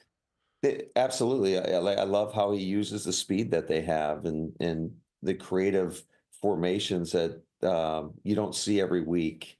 Some of the fast motions they've been doing with Tyreek. So, and Mike's always had great ideas in the run game. That was kind of his baby when we were all together, whether it was in Washington or Atlanta. And And then certainly I think it took a new level when he was in San Francisco. You like regularly keep in contact with the crew, right? I mean, I know you keep in contact with Kyle a little bit, but I think listeners would be enjoy to hear how much do you talk to them during the season? How much do you talk to them in the off season? It's kind of sporadic when we all talk, but I do think what's cool about the relationships is that when we see each other, it doesn't matter if it's been a year or a month. It's just like old times. And I think that's something that you always cherish. And it's always great hanging out with those guys when we get those opportunities to go to the owners' meetings. And it's pretty special when you have a group of that you kind of cut your teeth in this league and grew up in this league together, and you're all sitting at the same table. I mean, that's a pretty special deal. No question. It really is. You guys should be proud of that. And I can attest to seeing you guys around each other. When you get around each other, you guys are all peas in a pod right away. Just a bunch of clowns, man. Oh, yeah, you're whatever. A bunch of football junkies is what you are. That's what you really are. A bunch of psychos in a good way is what I would call you. All right, so a little bit more now into like your own team. I'm just to take a turn there, and especially your quarterback, Jordan Love, right? How do you balance, or where do you start, like how much you can stack on Jordan Love's plate every year? How do you balance that? Well, I personally, to watch his growth and development over the course of these years has been amazing because,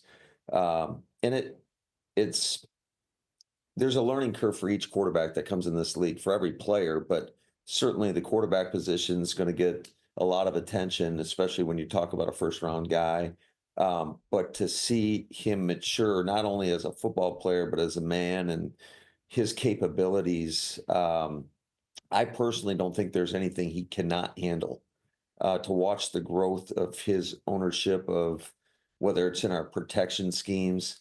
I mean, he's as good as anybody that I've been around, and I've been around, being around a guy like Aaron Rodgers. Right. I think he learned so much from that situation, in terms of just how important that is to his ability to go out there and play at an elite level. And then I think he's only scratching the surface personally, and he's working really hard. And obviously, you got to have great play around these guys. The football's a game where I always tell our team it's the ultimate team sport. It takes all 11 on every play, and you're only as good as the people around you. So, but I think, I feel really good about the way our guys are attacking the offseason, how they've shown progress, how they're kind of coming together as a squad. And certainly it's all fun and games right now because there's no real adversity. That's when you find out a lot about yourself is in those adverse times. Right. Yeah. I mean, Jordan Love, I think, he would say it, you would say it. He missed some plays, maybe didn't play his absolute best last year at moments. Maybe it was the injury, whatever else. But I know at the end of the year, you said, like, absolutely he can do better and absolutely you can help him out, right? So off of that, like, what do you specifically do to coax the best Jordan Love version of himself? I just think it all comes back down to just him understanding the intent of why we're calling every play. And that's what a lot of our time in the offseason is dedicated to, is like, hey, why are we calling this? What are we looking for? What happens if we don't get the premier looks? Where are we going to go with the ball? I mean, there was some situations last year, I think, that we didn't see a ton of two-man, but there was a couple games where we got two-man and you got a crap play called for that. It's like, hey, what is your answer to that? And it might be, well, I got to try to find an exit angle and then take off and run. Right. And I do think that just everything he went through last year, it kind of limited some of his ability to make, maybe whether it's an off-schedule play or using his legs to really attack a defense. Yeah, I mean, it felt like that. It felt like a year where there was moments of like, ooh, that was the Jordan Love we saw at the end of the year 2 years ago. But it felt like there was some plays and throws missed on the field, right? So, like, how do you coach a guy like that a little bit, and like, what do you get into when you go, hey, wait, you made the right read, it was the right decision, all of that, but it just wasn't the appropriate throw, or you didn't put the ball in the right spot. Where do you go with that in your teaching of Jordan Love? Yeah, well, you always go right back to the mechanics, Yeah, and making sure that the footwork is the footwork that we're teaching and training and doing every day. And then I think a balance on the throws is absolutely critical. Not that these guys can't make off-platform throws. Certainly they're very talented, but the more balanced you are, I'm a big believer, the more accurate you're going to be. So it's just finding that balance. It's doing a lot of drill work that kind of tries to recreate some of those situations that you can get yourself in. And then certainly, just the guys around him have got to be better too. There were some situations where we might have had something down the field, and we don't make a block or we put the ball in the right spot, guys got to make the plays and they got to come down with the ball. And so again, many times the quarterback is going to get an unfair amount of praise when things are going right, and they're going to shoulder the blame when things don't go right. So I just think it's a cumulative effect on everybody. We all got to be a little bit better. I hear that. And, speaking of the all, I talked to Josh Jacobs with the Super Bowl, and he was like kind of vocal on our show about we need a number one receiver. That's what he said. Right. And I'm sure you probably heard about it secondhand or whatever, but like, I heard about it. Yeah. What's your reaction when you hear like, hey, my starting running back's talking about, GM moves and what we need for the football team? Yeah, I mean, I don't know necessarily. I love Josh, and I love what he's brought to this football team. He's an absolute stud of a player, stud of a human, great leader for us. You can always count on him that he's going to be at his best, and he does it every day he's in the building in terms of just how he attacks the day. But I do think I always look at the totality of that room. It's kind of like, and I think I learned this probably from Kyle as well, is just it's like a basketball squad, and you want guys that can do different things. And again, certainly there's a lot of things as a coaching staff that we can do better to put these guys in better positions. But I think ultimately it's about the collection of the group. I love our group. I think they're competing. I think they're going to have, I think hopefully they surprise a lot of people, because I think they're a competitive group. I always love the effort they give on every play. You can always count on them doing the dirty work. They're going to dig out safeties. They're going to make tough blocks. They might sift off the edge, do whatever you ask them to do.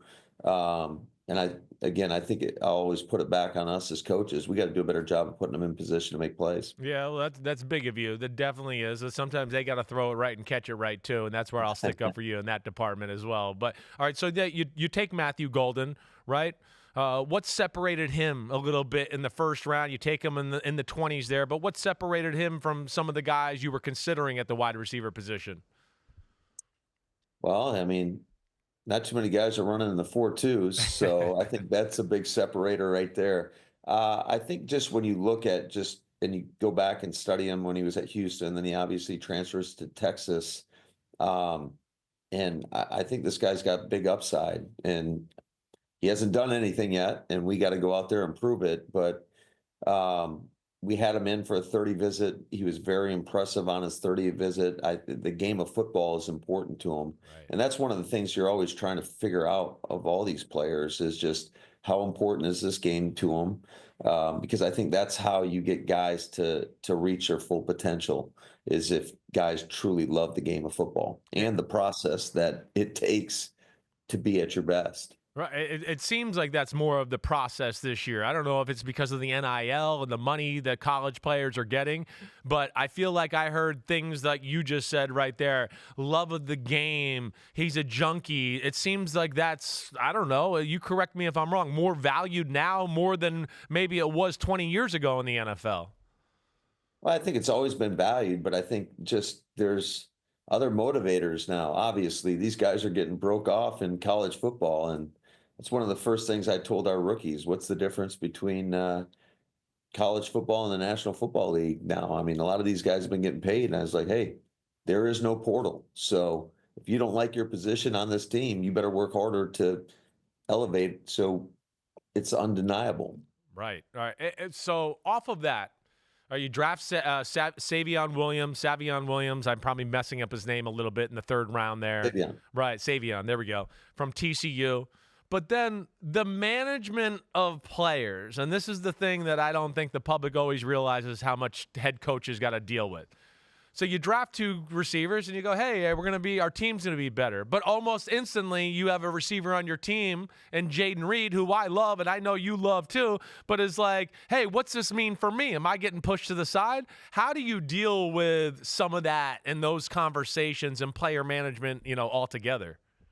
Well, I got to say that the first time I saw that, it was a surprise to me because he never once said a word to me. So that's all I can really speak on. But certainly you have communication with all our guys, and I tell them all the time, it's about the collection of that whole room and what you're going to bring to the table. And he's a guy he's had 2 years of a lot of production for us. So just my encouragement to him is continue to lead that room because he's done a great job of that. And he's one of the guys out there. He's out there the other day at practice or when we're doing some of our drills, and he's coaching up Matthew Golden. So he's a guy I don't worry about. He's going to go out there. He's going to compete. He's going to compete at a high level, and he's going to bring up everybody around him as well. Is the managing of players and the personalities kind of the unspoken annoyance for a lot of coaches in football? Because I know you well enough. You want to coach football. You want to get in the playbook. You want to teach the team that. You want to get detailed in that. But I'm always told by other coaches, it's like every time I get into that, I got to put out a fire here, or I got to help this out. Do you find that to be a struggle as a head coach? Well, I just think you got to be open and honest with everybody in your team, and I think you avoid a lot of that. So certainly, I think it is not always the easiest. You got 53 men on your roster. You got another 16 on your practice squad that all have their own hopes and aspirations, but how can they wrap that around the team success? And, fortunately, I think Goody and his staff do such a great job of vetting these guys and bringing in high character people, because at the end of the day, these guys have a choice to buy into the team or to buy into individual success. And we've been really fortunate to get a lot of guys into our building that are all about the team, and I hope that continues. Yeah, I hear that. All right, so I got a few questions for you. I don't want to hold you all day, but just on the way out here, I got like 3 or 4 fun ones. First off, you and Ben Johnson, right? How much jabbing at each other when you see each other in person? He's taking a few fun shots at you with a smile, I'd like to add. Like, it's not, I don't think, totally serious. But where does that relationship stand now that he's your rival here in the NFC North?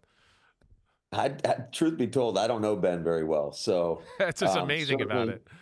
Yeah, certainly got a lot of respect for what he's been able to accomplish in Detroit, and it's going to be fun, I guess, when we get to play against each other. I look at him, you, McVay, Sean Payton, Shanahan, right? The offensive geniuses of football. Andy Reid, he a lot of the times calls it the lab, right?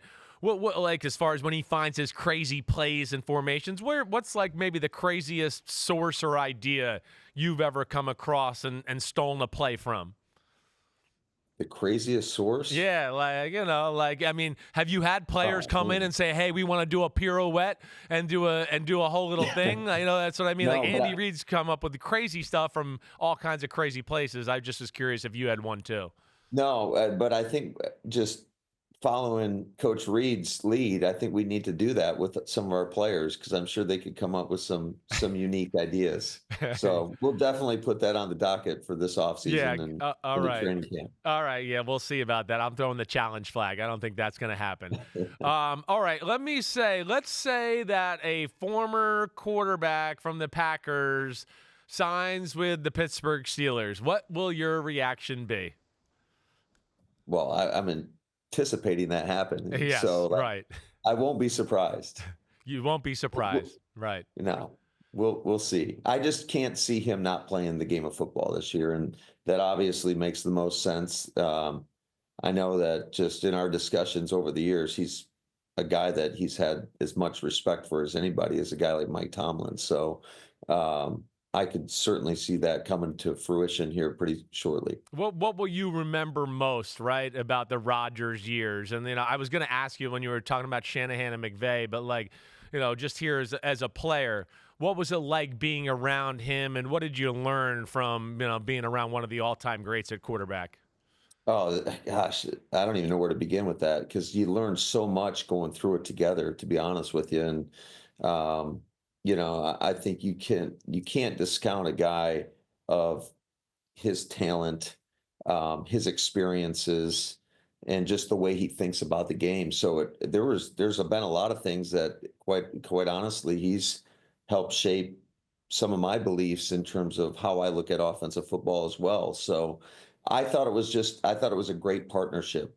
Certainly there were some moments of struggle in there, but I think anything that when you have people that are convicted about what they're doing and are passionate and care, I mean, it's usually for the betterment of the team. And I think that's what we kind of helped each other in that regard. Yeah, no, that was a hell of a run. I don't know what anybody else could be saying. I mean, damn, MVPs, NFC championship games, you were damn good. It ain't that easy to win a Super Bowl. I mean, people act like it's just like picking a cherry off the tree or something there. All right, but you got the Steelers week 8 at Pittsburgh.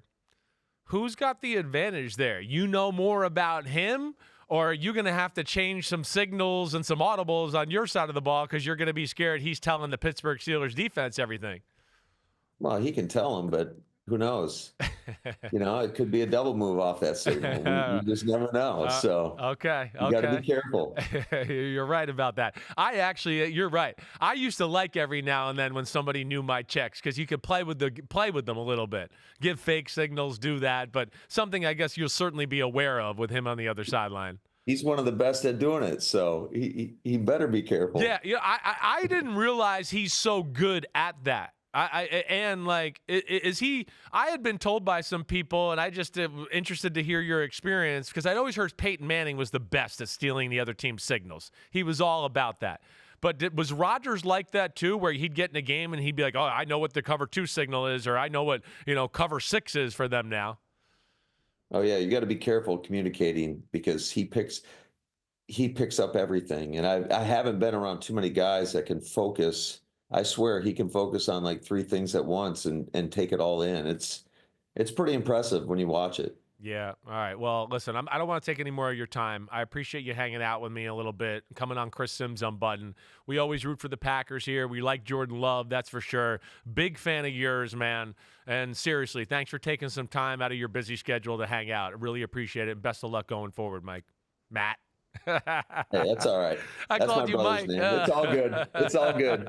Hey, thanks for having me, Chris. I got much respect for you and thanks, man. What you've been able to accomplish over your career, not only as a player but in your position now. I appreciate it, man. Thanks a lot, man. Lots of good luck to you, and I'll talk to you soon, buddy. All right, man. Thanks, Be Chris. good. See you. See you, buddy. Yo, homies, what's up? Thanks for watching Chris Simms Unbuttoned. And just because the weather's warm, doesn't mean football ain't still on our brains right here. We are still working, so smash that subscribe button. We got all the training camp news, preseason news, everything up until kickoff night. Thanks for watching. And again, remember to hit that subscribe button. Peace out, homies.